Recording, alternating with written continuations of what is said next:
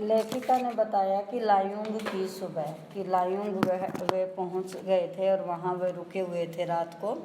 तो लायुंग की सुबह और भी आकर्षित उसे लगी, बेहद शांत और सुरम्य, कि जो मनमोहक, सुरम्य, आनंद देने वाली।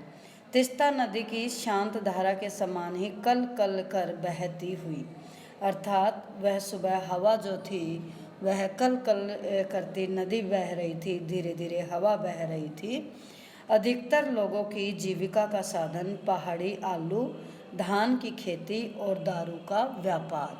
तो ये तीन चीज़ें वहाँ आजीविका का साधन थी। जो लोग खेती करते थे वे पहाड़ी आलू बोते थे और धान की खेती करते थे, और दारू का व्यापार, क्योंकि ठंड अधिक थी इस कारण वहाँ दारू का भी व्यापार लोग करते थे।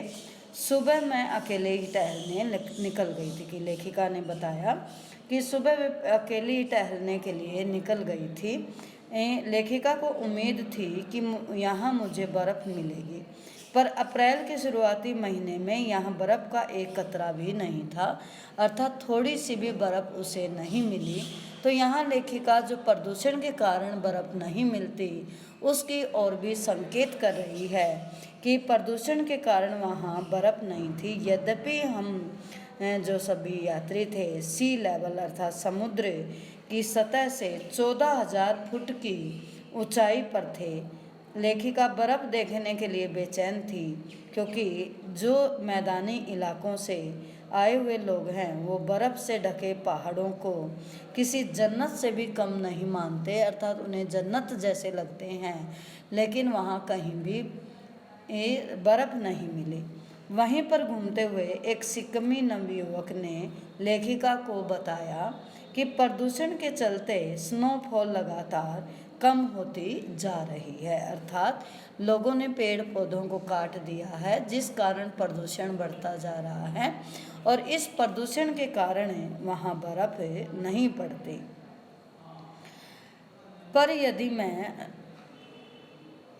कटाव चली जाऊं तो वहाँ सर्तिया बर्फ़ मिल जाएगी, अर्थात कटाव एक जगह का नाम था कि जहाँ पर प्रकृति अपने सुंदर रूप में दिखाई देती है। तो लेखिका ने कहा कि अगर उस युवक से कि अगर हम कटाव चले जाएं तो वहाँ बर्फ़ अवश्य मिलेगी।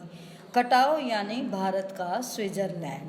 कटाव जो कि अभी तक टूरिस्ट स्पॉट नहीं बनने के कारण सुर्खियों में नहीं, अर्थात उसका नाम अभी बहुत लोगों ने कम सुना है, और अपने प्राकृतिक स्वरूप में था, अर्थात वहाँ लोग कम जाते हैं, गंदगी कम फैलाते हैं या गंदगी नहीं फैलाते, पेड़ पौधों को काटा नहीं गया है, तो इसलिए प्राकृतिक स्वरूप में वह मिलता। कटाव जो लायुंग से भी 500 फुट ऊंचाई पर था, करीब 2 घंटे का सफ़र था। वह युवक मुझसे बता रहा था कि उसकी घरवाली अपने छोटे से लकड़ी के घर के बाहर हमें उत्सुकतापूर्वक देख रही थी कि तभी गाय ने आकर बाहर थैले में रखा उसका महुआ गुड़ुप लिया, अर्थात खा लिया। खाने की सामग्री होगी महुआ, और वो गाय ने खा लिया।